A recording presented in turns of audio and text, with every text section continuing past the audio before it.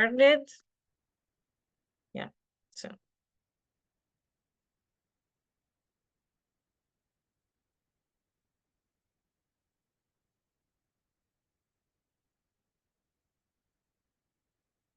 I'll just wait for 1 minute more to give people time to enter the room. And Elisa, Carlo commented that he cannot hear. I don't know if that's still the case. Sorry, say it again. Like Carlo? Carlo wrote in the chat that he cannot hear us. Oh.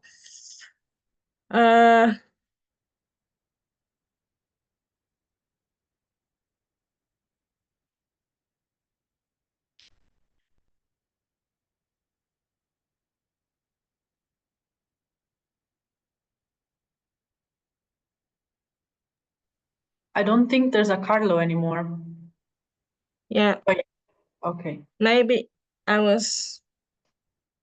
maybe you can try to log out and log in again, because there is nothing that I can do. Like, my microphone is on and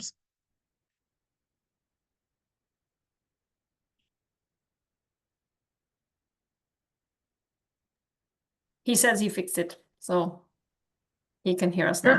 okay, perfect. So yeah, it's as Lorenzo already told us, the theme of this group is actually legal actions and citizen-led advocacy against intensive farming. And once again, I repeat, we will have like 45 minutes. And the aim of this discussion panel is actually to get to some practical proposals, political proposals related to the discussion in the plenary room, which can be useful to our cause actually against intensive farming. And I'd say we can like start the discussion, and we can focus on what, for example, political or legal or journalistic actions can be actually can stop the creation of new intensive farms on a local level. For example, thinking of Andrea Tesei intervention, or like some other actions possible in the European Court of Justice, or what are the direct tools that can be useful in like for us as citizens bringing on this cause actually. So that's the main topic, and we are free to discuss as we want it.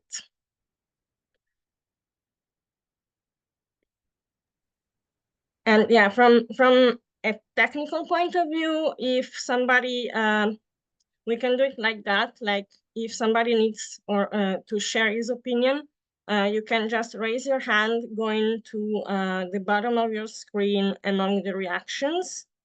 And I'll take note on the order of the people who wants to speak. And so we can go on like that. If there is some technical issue, we can use the chat and so on.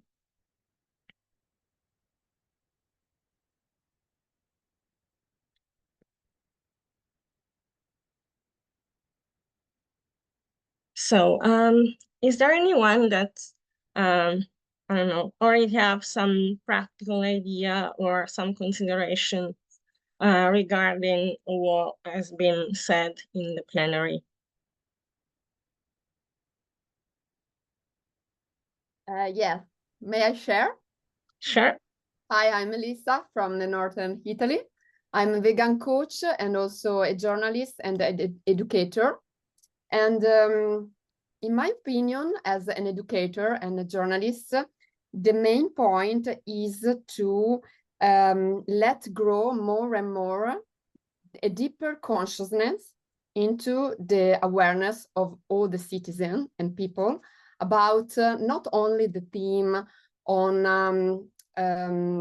the food industry and veganism, but also the link between the food industry and the pharmaceutical and all the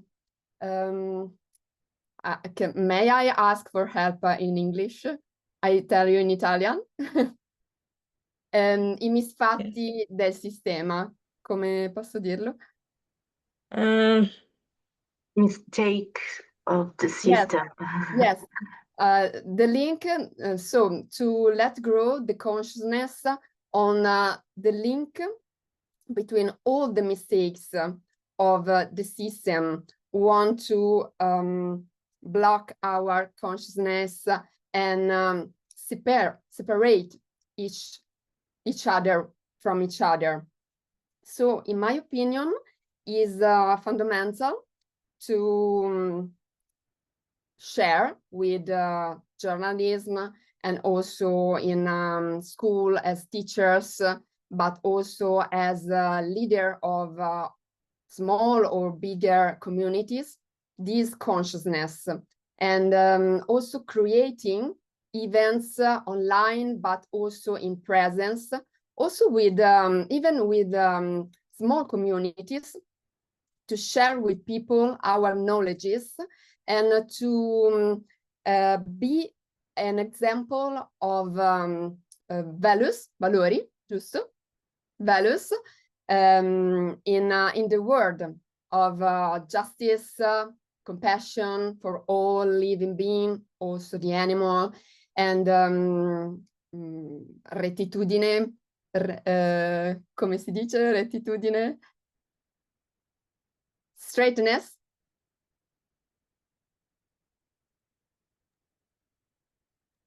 I don't know at the moment, but I think that I don't know if Yes, it's to clear for be- everyone. Yes, to be centered in our mission of being a presence of peace and love and health for each one, for ourselves and for our communities, including the animals, the plants, and all the planet.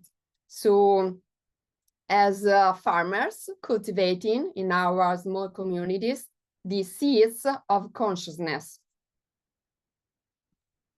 Okay, so I see that there is Alberto Pagliari who wants to speak. Please do. Yeah, thank you, Elisa. Hello, everyone, and my name is Alberto, and I am a lawyer, and I just want to intervene to share maybe my experience, given that the breakout room is about citizen-led initiatives and legal actions, and just want to share my previous work that I did with humans in relation to our first tentative to challenge the legal mechanism that allow public funds being allocated to intensive farming. And I would like to share the experience where with humans we focus on a very specific sectors that is included in the current CAP, which is the allocation of public funds for the promotions of certain agricultural products. There are certain funds that every year, in the context of the CAP, the Commission allocates to industries or organizations for the promotions of products with the intent to spread the quality of European agricultural products within and outside the European Union. And something that we notice by looking at the yearly allocation of these funds, we found out that many of these funds, we're talking about millions of euros actually, are allocated to very powerful industries or organizations for the express intent to promote meat-based products or products generated by the use of intensive livestock. And we ask ourselves how, why? And we found out that these funds are allocated by the European Commissions throughout a public call. And so by application received by candidates, the commission then draft a proposal plan, a project plan, and then distributes the funds accordingly. And what we notice are the criteria whereby the European Commission allocates this kind of funds. And we notice that one of the criteria that the Commission uses to allocate public funds to or to identify, let's say, industries who are then granted public funds are one of the criteria is the compliance of the industry of the climate and environmental objective promoted by the European Union. So, you know, the compliance with the Paris Agreement or the farm to fork strategy or the attempt to reduce the impact of climate change, biodiversity loss and stuff. But what we notice is that this only requirements occupies a very tiny position, so grants to the industry very tiny point in relation to the whole assignment process, which means that if the maximum amount of points that an industry can get to being granted these funds, out of 100 points, only 5 or 6 of these points are allocated if the company is compliant with these environmental objectives. So what we tried to do with humans was to basically challenge this legal mechanism, the legal framework that allows the European Commission to basically sponsor highly intensive industries or farms, and by writing a letter to the European Commissions and highlighting this kind of what we found as discrepancies and ask the Commission to provide some reasons. I think our purpose was something related to strategic litigation, where the purpose is not to win a case, but to challenge the legal mechanism which in which the European market is embedded.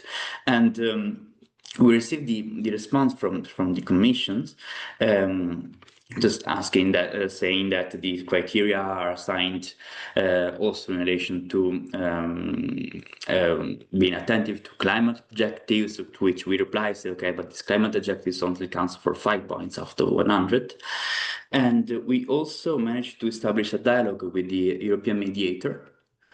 And we replied that this the commissions allocating public funds in the context of CSP acts by way of its own discretion. And so I think this is quite important to raise, maybe as an alternative or maybe an additional legal mechanism to the ones that Martina already presented in the general room. And so I was wondering, maybe the discussion can also work about how also maybe the importance that the law as is currently established has to promote certain industries over others, and maybe our role as promoters or volunteers or advocacy is to challenge these kind of things. Just because something has already happened in a certain way doesn't mean that it's right. And yeah, just wanted to share my my experience. I know I've been a bit technical before, so if you have any questions or clarification, I'm happy to answer. Thanks. Yeah, thank you very much. And there is Juliana. Hi, mine was a separate intervention, so if anyone has questions to him directly, maybe I will step back and let him answer some questions.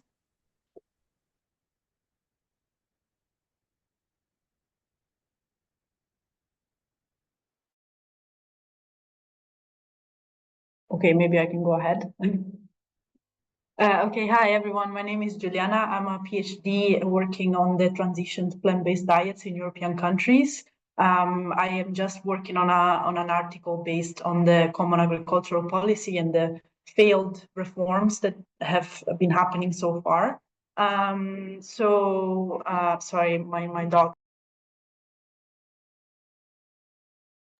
Okay, sorry. Yeah, so basically, I just wanted to briefly give an input on the difficulties of reaching out to people when it comes to citizens' initiatives or citizens' interventions, because this would be my next focus for my research. And I would like to maybe, open up a conversation on what the difficulties are in involving people in such a cause that can be very contrasting topic for people, because I know there are a lot of people get almost offended when you bring up the topic of the dietary transition. So yeah, I was inspired by the comment by Andrea, and I was thinking about the importance of the immediate impact in the community. So his initiative was very successful because there were those people who were immediately impacted by the intensive farms that would immediately open up in the nearby territories. So I was thinking maybe the first step for involving people is to reach out to those communities that would be physically and immediately impacted by the new opening of intensive farms. And I think that would be a big incentive for people to be involved and collaborate.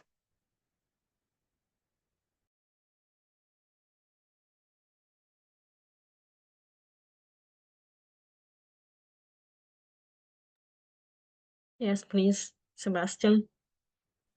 Right. Well, I was just listening to what everyone was mentioning. I have to say, I don't really have that much of a background when it comes to intensive farming or anything necessarily very much related, but I do work for an NGO in Brussels, and our main objective is citizen engagement.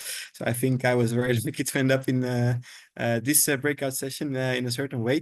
But I mean, also picking up a bit on what Juliana was just mentioning, but also Melissa, I think really we're talking about an issue that is more or less, you know, a societal issue. We're talking about like the fact that we have groups of people that are perhaps not that much in dialogue with each other, and the fact that there is not a proper space, civic space for such a dialogue, that really creates a bigger problem than it really is. And, you know, this bigger problem, then it is quite easily amplified even by politicians, seeing perhaps like some potential benefits for them to rather make it more of a problem than it really should be.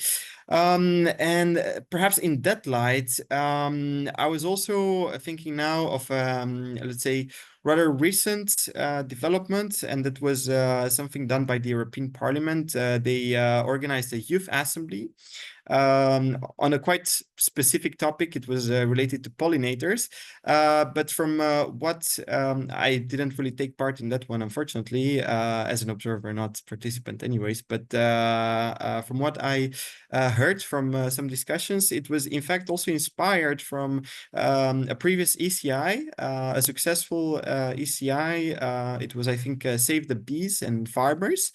And the fact that that was really, you know, the basis that started the, let's say, deeper process of reflection, because I think this is really the main point that they had there behind.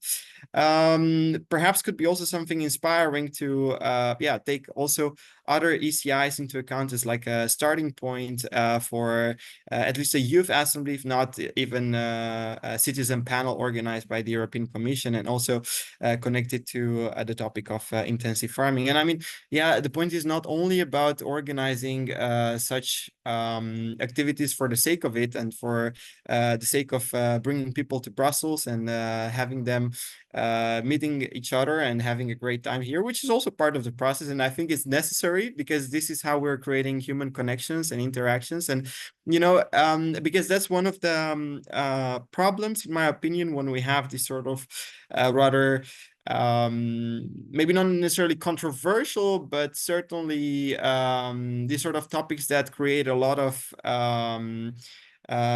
discussions, very polarized, over polarized, which if they happen in an online environment, they can get even worse, because like in an online environment, people are also much more likely to go to extreme stances and be also, unfortunately, disrespectful towards each other. This is something that you don't see when you have them coming face to face, seeing each other face to face, and then they also have like a better understanding towards the other side. And I really witnessed already 2 citizen panels organized by the Commission, and I could tell that these processes were really meaningful on a deeper level.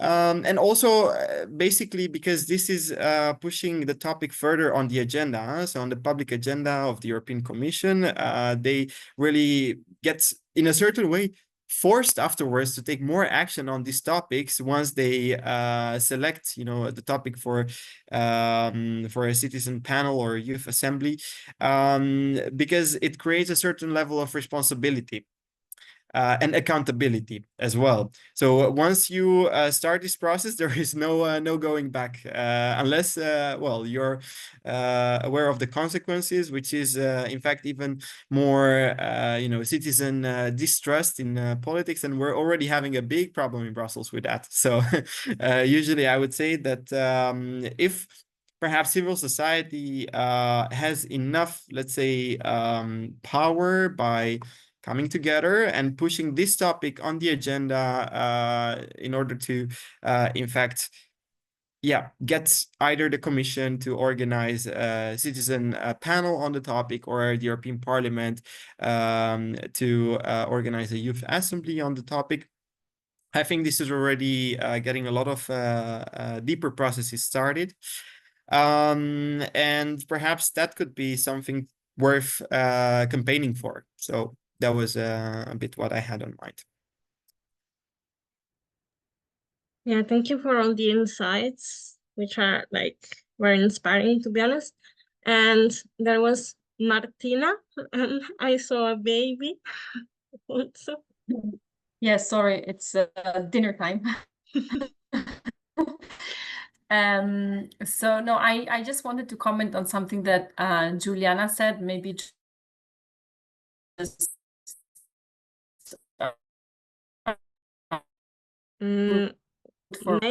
Maybe we can. Sorry, I think we lost you for a second. I don't know if it's just me or. Try again? Yeah, I can't hear you. No.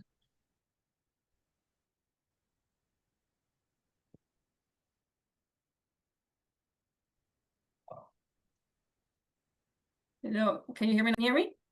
Now, yes, but I can't see you.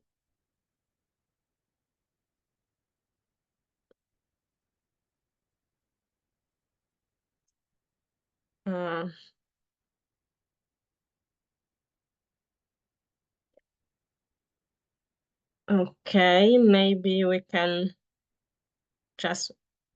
Okay, you're back.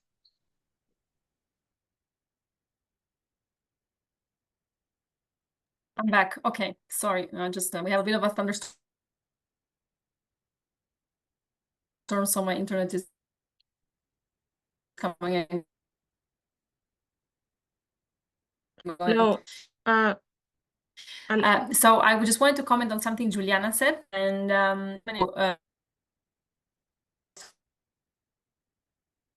coaching those stakeholders. No, sorry, Martina. Can you hear me? I think we are still having troubles at hearing you. I don't know if you want to like write it on the chat so that I can read it loud, or maybe we can go on and then you can try some moments later.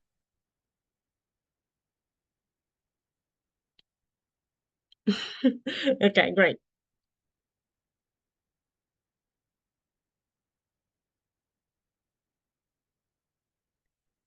So, is there anyone else, even among the people who have their video off, who wants to add something?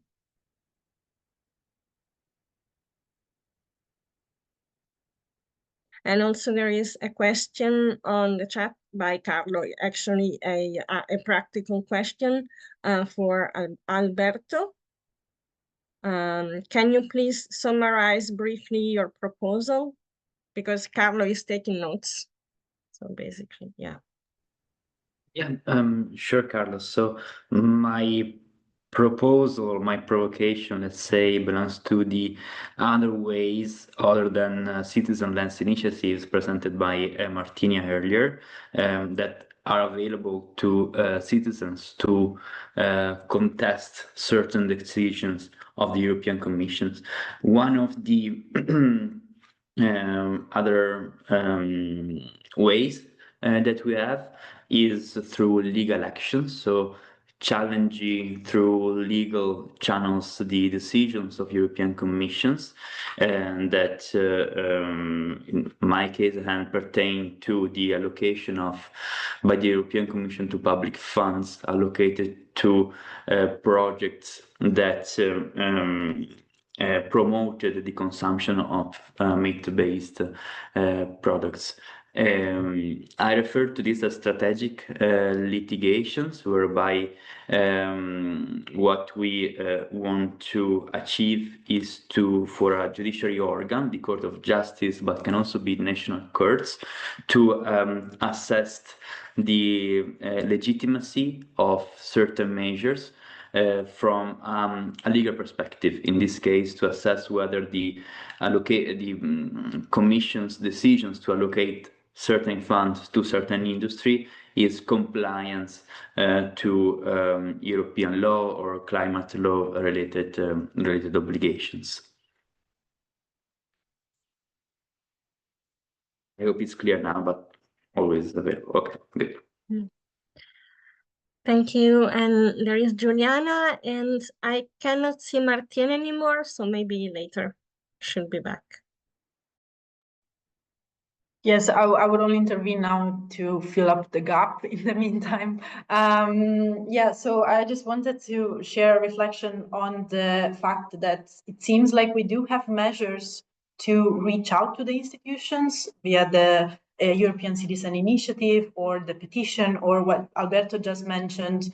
It seems like there are channels to communicate to the institutions, but there are no ways to follow up and make sure that the accountability is there. So it seems like citizens do have a way to organize themselves and reach out to the institutions, but then the process is completely out of their hands. It seems like, yeah, the communication stops there and there's no way to ensure accountability, and the institutions can simply reject them and never follow up again. So I think this is maybe something to bring up in the plenary, or maybe talk to some of the members of the parliament, like Tilly, for example, to bring up this issue. I don't know if anyone wants to agree with that or disagree, maybe.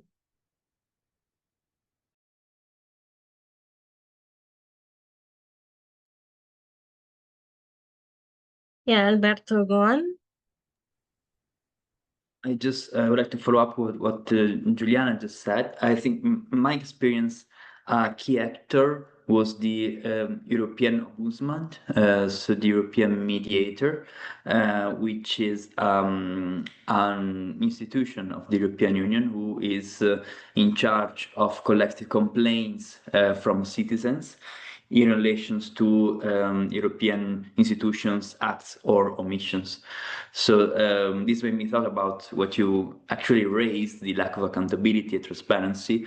One way to bring this forward is to channel this claim towards in front of the European mediator, who I think from a legal perspective, it has to carry out a very formality check to see whether the claim that we raise is is valid or not, and then once you assess that, it has a legal duty to proceed and coordinate and talk with the relevant institutions. So I know that European Ombudsman is not something that most people are aware of because it's not always on the news, but I think in my work it revealed itself to be an important actor.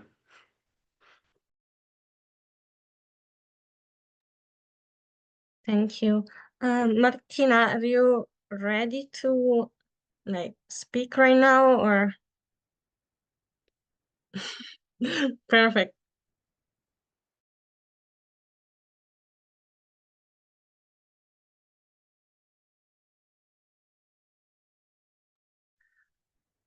So in the meantime, I would summarize what we said, saying that there are mainly two, I'd say, topics that we value as important, and which are the struggles in following up our requests as citizens, and also the necessity of involving like citizens. And so yeah, I was wondering in this regard if you have some, let's say, practical proposals, actions that can be done to achieve, or at least to get this process better.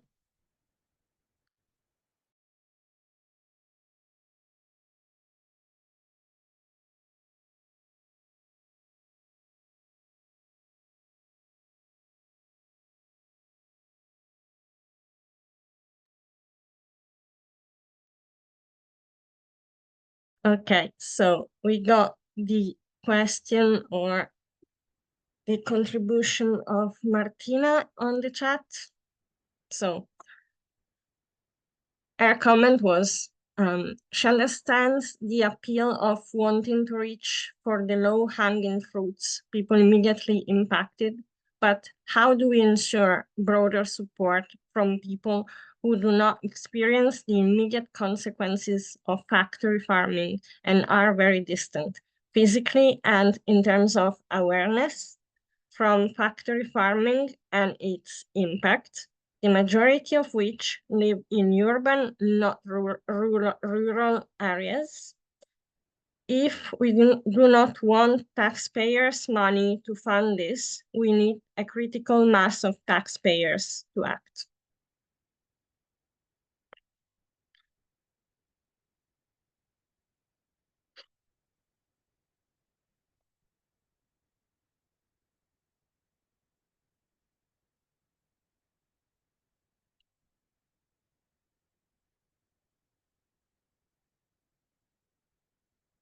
So does anybody have anything to add in this regards?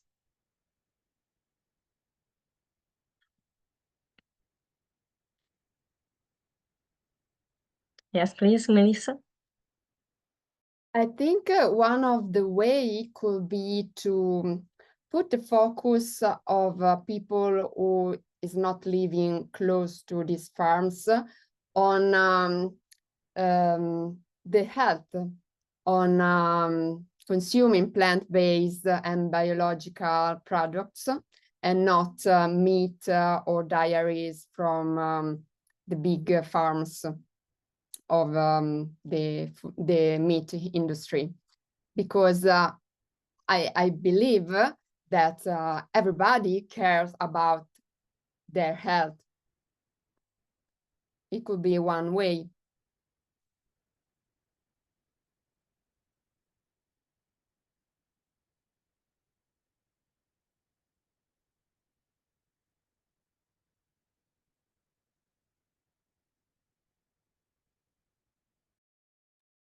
Yes, please, Giuliano.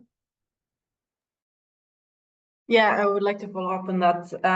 Yeah, I think also in my research, I've found out that the terminology is very important, the way that we present the issues. So it is very important to not use those buzzwords like vegan or plant-based and all these things that for us are very, very logical to use, but for the people who are who simply don't care or are completely against the cause, those words immediately cause a rejection, or yeah, they don't lead to action. So phrasing issues in a way that seems more appealing to people or finds more of a common ground, like health, for example, yeah, it does make a difference in my opinion.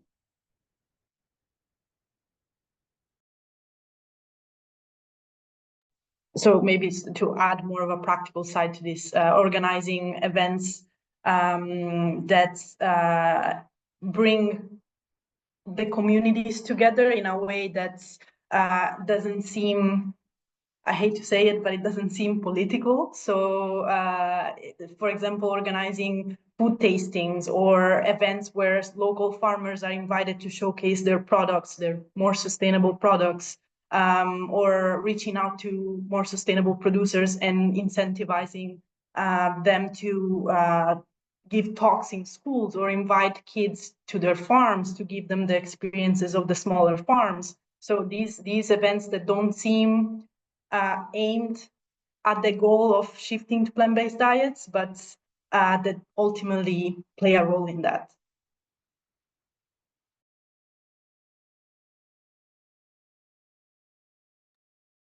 Martina, please. Let's see if it works now. I think I just want to kind of put a bit of a provocation out there, and I do agree with what Juliana was saying about trying to find different hooks to present the topic, and certainly health is one thing that impacts everyone, regardless of where they are located, right? If it's in the immediate vicinity of factory farms, or if it's just by consuming meat and other animal products. But I do wonder, for example, if Mr. Tesei is himself, in fact, a plant-based eater. Because what are we fighting against? Are we simply fighting against the fact that we do not want factory farms in our vicinity, but are we still willing to consume meat as long as it's produced near someone else's house, right? Or are we saying we don't want factory farms nowhere, for nobody to be, harmed, whether directly or indirectly, by what they consume and also what they breathe, the water they have, right? So I don't know, and I don't think that this switch has happened in many people's minds, right? So I think this would be an interesting thing to look into and investigate, because I do know also of other citizens' initiatives here, local committees that have fought against new factory farms, but at the end of the day, and I don't want to go back to, the individual responsibility, because this is a systemic issue, obviously. But are we fighting just because it affects us directly, or are we going to fight even when we are not, the ones who are going to suffer the immediate harm of this? And I think we do need to shift to this second aspect, and it has to become a collective issue. Otherwise, it's just protecting my own privilege, my own position. So just wanted to put this out here.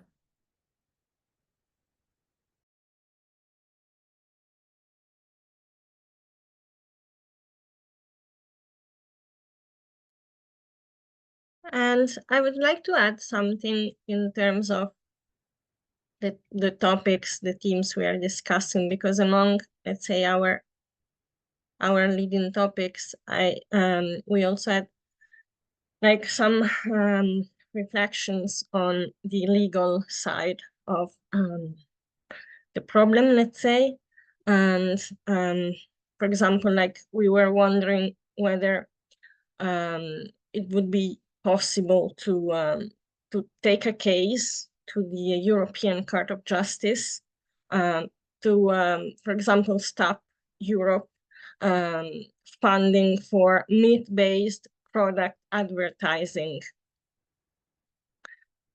And so I don't know if any of you have some kind of direct experience related to this, or some particular thoughts about, let's say, the trying to make all the marketing and the advertisement and all of that, also the communication, like go the opposite way, like trying to lead it to another direction.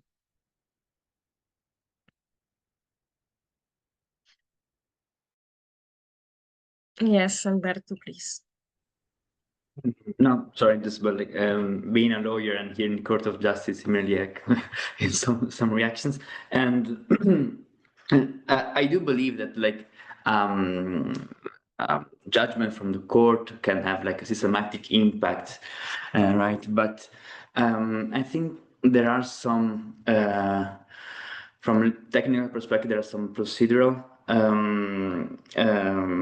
challenges, because in order to challenge an act in front of the Court of Justice, we should find a person who's got like directly impacted by the European Commission. So, which is very difficult for that to argue in a court. So I was thinking whether the Court of Justice can serve maybe as a court of last instance and actually rely rather on local court, national court. I think that it will also have like a different impact for the national court being more geographically, physically close to citizens rather than the Court of Justice, and maybe using the Court of Justice afterwards. Like if the national court is not able to deliver a judgment as we want, the Court of Justice can maybe help here. But instead of the systemic impact from legal perspective, Court of Justice would be a nice target. But I think maybe the national courts would have a different impact when it comes to daily life and citizens. So I see that both Martina and Juliana raised their hand. I think I saw Martina first, but I'm not sure. Okay. Just one thought, and so there is regulation in place that bans the advertising of cigarettes, right, and other tobacco products in the EU, not by the EU, obviously, but in the EU. So it could be sort of an outrageous proposal, and I'm sure it would be perceived as an outrageous proposal, but to say why not extend similar legislation to, for example, meat or other animal products that we know are particularly harmful and have already been declared carcinogenic, for example, by the World Health Organization. So one could create such a campaign, but maybe more with the objective to kind of inspire public and political debate on the issue, rather than probably obtaining something concrete. But it's something like, you know, the sugar tax initially was also considered something completely outrageous, and then it ended up being actually part of the public debate. So one could try.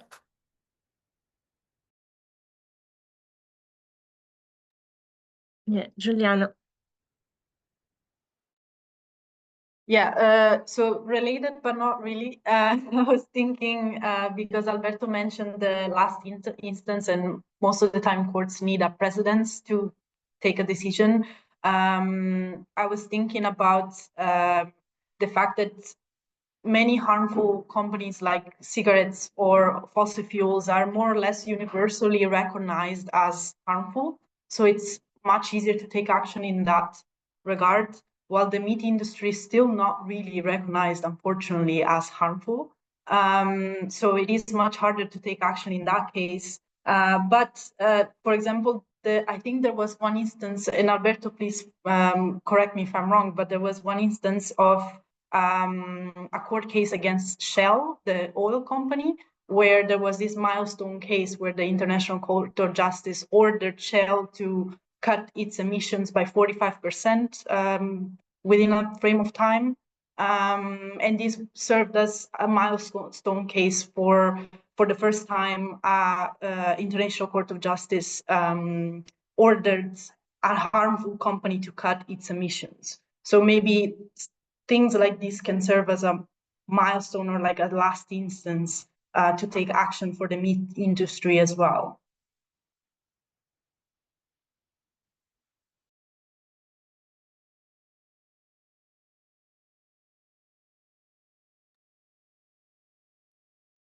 Okay, so as I wrote in the chat,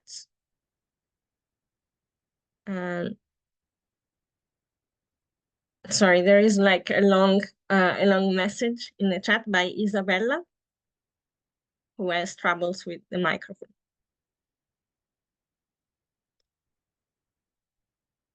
And I don't know if everybody can actually read it, or I can read it loud, as you prefer.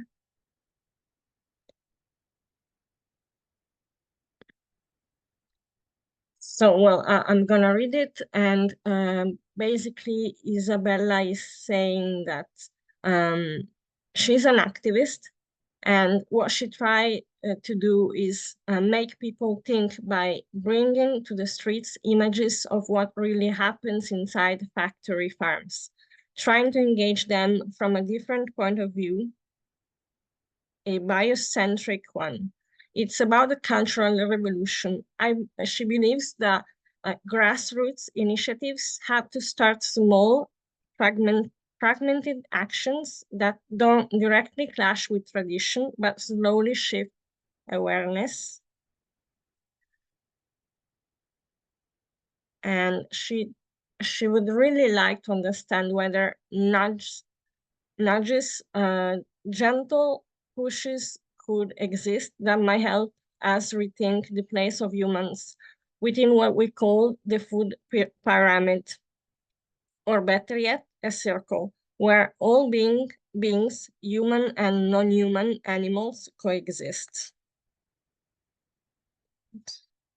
Of course, approaching the topic from the perspective of health or labor is a good starting point. But for me, we should find new frames, new metaphors, and trust that jurisprudence too might evolve in that direction.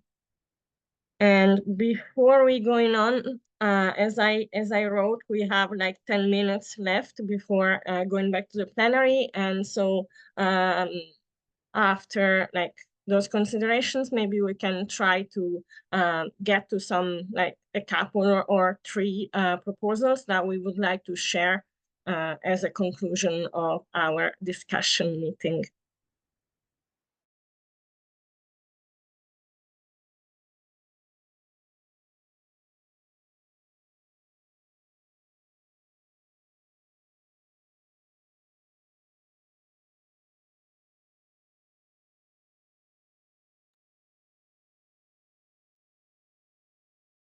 Yeah, Martina, and also, sorry, Alberto, I don't know if before you wanted to add something to what Juliana said, probably, or someone else.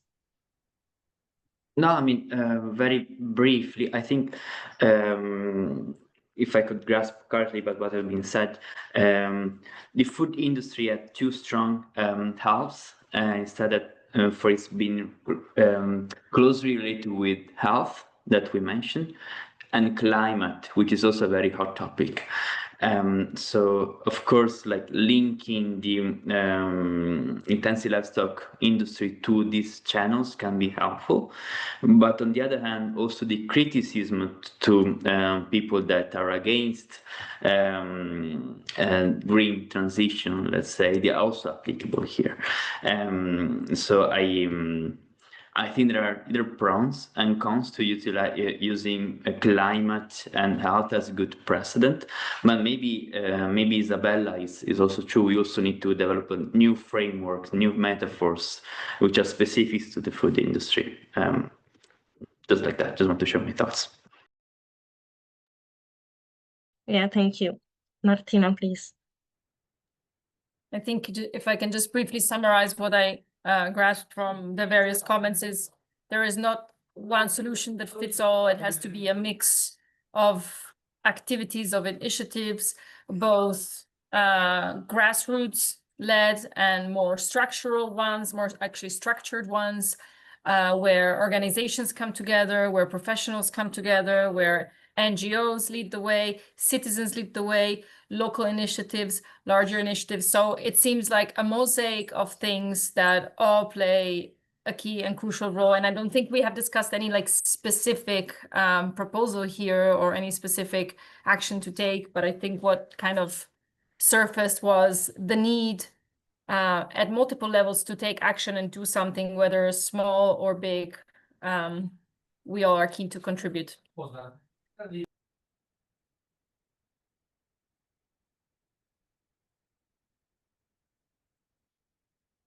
I don't know, there was a kind of a voice in the background, but Anyway, Juliana, please, if you want to add something. Yeah, to add to that, I think one of the more practical things that maybe we mentioned was the figure mentioned by Alberto, the European mediator, in the case of following up with citizens' initiatives or citizens' complaints within the European Union. So trying to find more figures like the European mediator to make sure that the complaints of citizens do not stop at the door of the institution and they actually manage to follow up and follow through. So yeah, something like that would be more accessible to citizens, so that the communication is more in depth within the institution and doesn't stop at the door.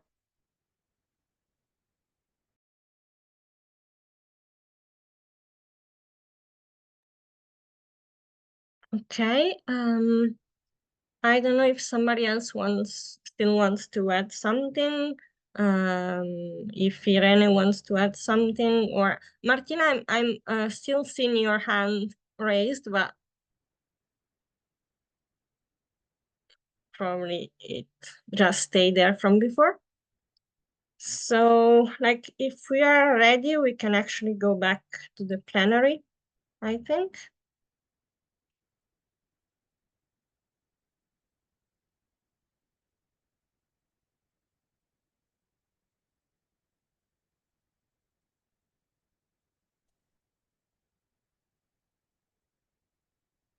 I mean, it's up to you. We can start like leaving the session and going back to the plenary, and I'll do it as last. So There's a comment from Carlo who said that he has 3 potential proposals. okay, yeah, thank you. I didn't see it. Yeah, hi everyone. Can you hear me? Yes. Yeah, I just drafted 3 proposals based on what all the participants have discussed. So Lisa, let me know if we want to, maybe I can share them on the chat and you can read them just so everyone can agree on what I drafted. And if we want to add anything else, we can do it before discussing them at the plenary. Yes, maybe if you want to also read them, probably it's useful. Yeah, I'll put them in the chat anyway. So based on what's been discussed, first proposal, I draft is to encourage dialogue between civil society through deployment of civic space. For example, assemblies, citizens panels aim to push the EU's political agenda and introduce a transparent way for citizens to follow up and for the EU to provide accountability, which we've seen is an issue. The second proposal is to engage communities organizing non-political events that bring people together to approach topics such as plant-based diet and awareness on sustainable and cruelty-free farms, for example, food tasting or fairs. And the last one is to implement legal actions to challenge the EU Commission on topics such as the legitimacy of allocation of public funds to the meat industry, considering the need for companies to comply with EU regulations on climate and environment. Sorry, Carlo, for interrupting, but I saw a kind of a message saying that in 22 seconds, all the secondary sessions will be closed. So okay. We are forced to see each other in the plenary. Okay, perfect. Okay, see you later.